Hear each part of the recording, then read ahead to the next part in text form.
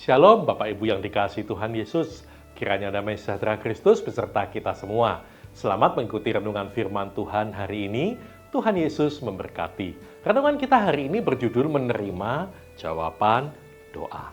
Bacaan kita terambil dari Markus 11 ayat 24 yang berbunyi demikian. Apa saja yang kamu minta dan doakan, percayalah bahwa kamu telah menerimanya, maka hal itu akan diberikan kepadamu.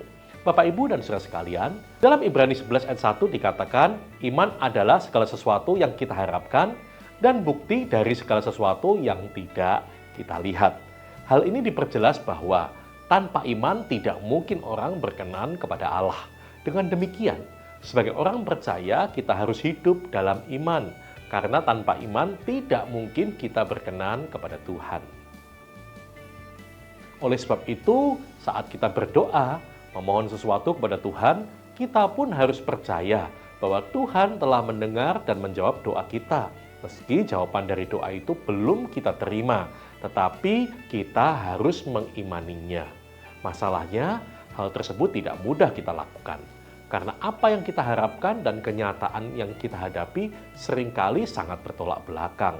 Seringkali kita gagal dalam hal ini. Kita gagal menerima jawaban doa atau janji Tuhan karena iman kita goyah dan ketekunan kita berhenti di tengah jalan setelah kita melihat situasi yang sepertinya tidak mendukung atau kita menanti terlalu lama sehingga kita kurang sabar menunggu waktu Tuhan.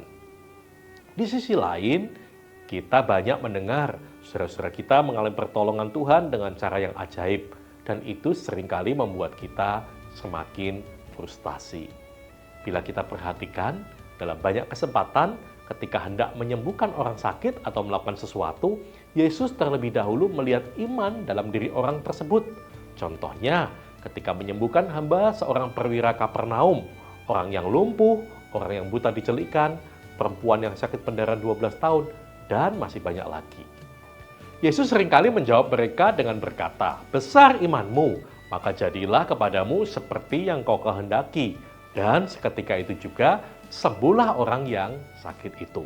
Dari contoh di atas kita bisa melihat ketika iman mereka tidak goyah, meski harus menunggu dalam waktu yang cukup lama, sampai akhirnya janji Tuhan itu benar-benar digenapi dalam hidupnya, pada akhirnya mereka mendapat apa yang mereka harapkan. Bila saat ini Bapak Ibu Saudara sedang memiliki pergumulan doa yang belum dijawab, jangan putus asa. Bangkitkan iman kita dengan membaca dan merenungkan firman Tuhan, karena iman itu timbul dari pendengaran, dan pendengaran akan firman Kristus. Amin.